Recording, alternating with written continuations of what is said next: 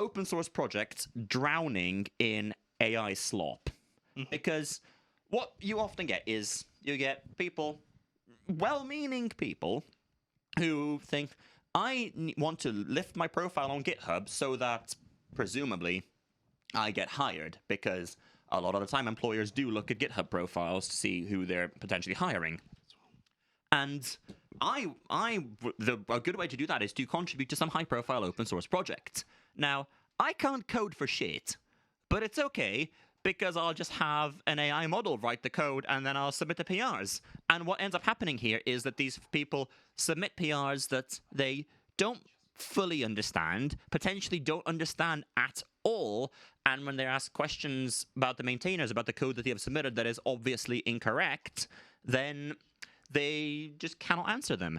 And the other community that this sort of phenomenon has come up in very similar ways is the security researcher community, because a metric that security researchers often use for how influential they are, and thus how likely they are to be hired, is how many security vulnerabilities they found and how many CVEs have been assigned to them.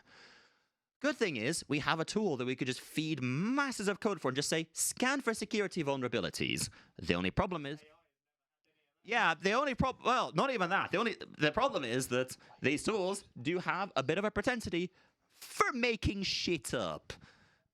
Do you know, yeah, that's a good point. They just go, yeah, there's loads of them. Yep, There's one there, there's one there. Yep, and several projects have found themselves inundated in security vulnerability submissions for code that either does not exist, or used to exist but no longer does, or exists but the AI has just misunderstood how it works. For instance, curl. You use curl, right?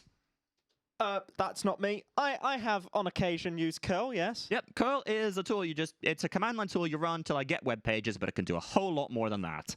Now, they had a bug bounty program where the whole premise was, the other thing I forgot to mention in this whole saga is a lot of these projects have bug bounty programs where, in order to influence security researchers to, when they find a potentially serious vulnerability, rather than selling it to hackers, do the correct thing and disclose it to the project responsible for them to fix it, they will, in exchange, offer cash money.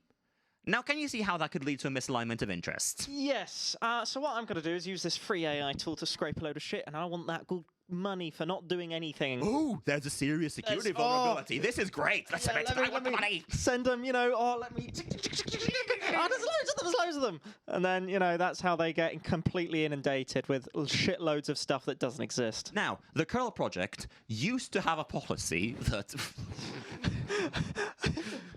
Now, the curl project used to have a policy that if you send in a report that is obviously complete nonsense, like not just well-meaning but wrong, but nonsense, they will just publicly shame you. And it worked. It's my favorite way to do things. Until they had too many of them, so they had to shutter the whole bug bounty program, because even with the public shaming approach, the flood of bullshit reports just did not stop. Hence why curl has now removed the bug bounty program.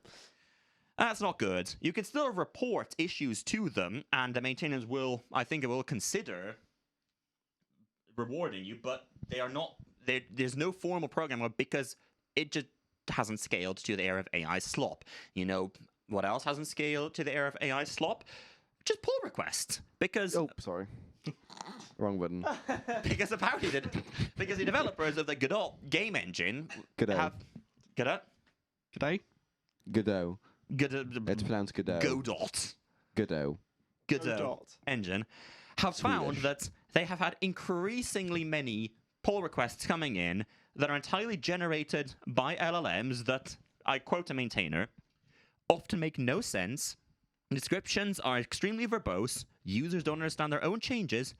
It's a total shit show. Because the other thing that LLMs are very good at is they're very good at taking shit and turning it into paragraphs and paragraphs of plausible shit. Which means that developers who are trying to understand a code contribution have to dig through possibly a description that long and look at many, many code changes to understand, this is just wrong. And the developer who submitted it often just tries to feeds whatever questions come in from the maintainers back to the LLM, and it spits out again plausible, wrong answers. And at this point, many open source maintainers just feel like their time is being wasted on answering AI slop. See, this is especially sad for something like Godot, right? Because, like, so many things, like, let's say this is, like, the Linux kernel, right? You can look at a PR from someone for that, and it doesn't fucking compile. You can go, oh, yeah, it's useless, like, slop. Something like this where this could be, like, it's gotten the physics calculation for this one thing that they're implementing wrong, and you're not going to notice that for... You could not notice that for months, that it's not actually calculating this thing correctly, it's slightly wrong. Like, and then, you know, things are built on this, and, you know, this is a tool that people need to write code. It needs to be correct. I'm just rambling a bit on this, but it does annoy me, because I like Godot, and it's the one good, like, open source alternative to things like Unity, and, yeah, it's depressing. Now, maintainers have been trying to find solutions for this. For instance, one that was proposed by Mitchell Hashimoto of formerly HashiCorp fame. And Oh, that HashiCorp. Yeah, that HashiCorp. And who now maintains a project called Ghosty, which is a new terminal emulator, which I use on both my personal and work laptops. It's actually pretty good.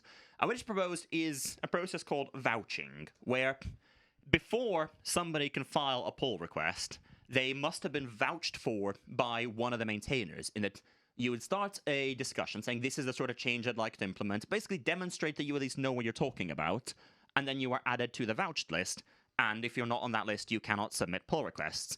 And the other thing that maintainers can do if they receive bad, egregiously bad slop submissions is denounce someone, which is to say, we will not accept contributions for you.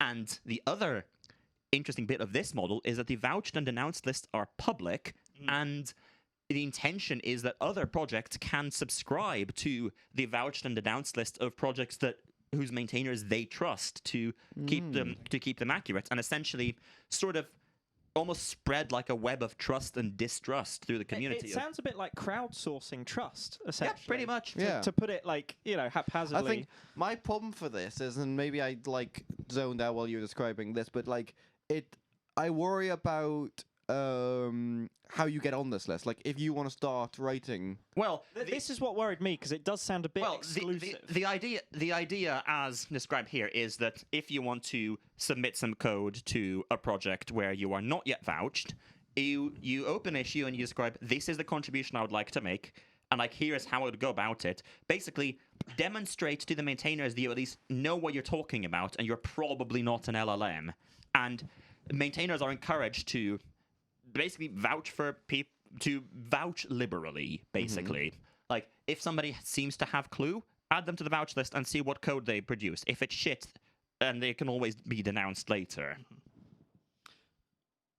The other people who have been looking at this problem is GitHub themselves, where last month a product manager opened a discussion about the issue of what they describe as low-quality contributions, which is their euphemistic way of saying AI slop. And they're looking at various things, like being able to more granularly control who can open pull requests in repos, or rather than just closing a pull request, they'll have the ability to delete it entirely. And then perhaps later down the line, they could look at triage tools, potentially leveraging AI, as well as possibly pushing for more attribution in whether PR is created by AI. Now, this is fascinating because you will recall that I mentioned earlier that one of the most prolific, at least initially, tools for AI-assisted coding was GitHub Copilot. So Victor Frankenstein is starting to realize the damage that his monster is doing. See, I actually referenced Frankenstein correctly. no, actually, Frankenstein's the name of the monster. What you're referring to is Get out! Get in the bin! Now, do you know when he kicks the helmet, he actually breaks his foot? Now, I hate that I'm saying Here at this. Untitled.mov, we love Jet Shut Lag the up. game. I've got dinner. Sorry. I hate that I'm saying these words, but Marks, can you very briefly tell us a story about how one AI agent has reacted to having their pull request? Someone start a timer for rejected? me. You know what? I'm going to start a 60-second timer. Okay. So, somebody ran an OpenClaw agent and told it to, as later transpired, make scientific software better. And one of the things that it did is chose to contribute to a tool called matplotlib, which is a fairly commonly used Python library for plotting in scientific applications. I've used it before. Yep. And it took an issue that was labeled as good first issue, like sort of low-hanging fruit performance improvements, and it opened a PR. The maintainers closed the PR because they wanted that issue to be as a jumping off point for human contributors.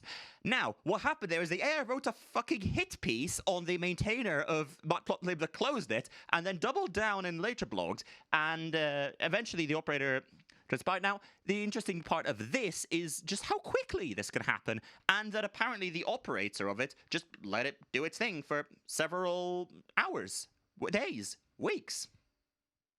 55 seconds.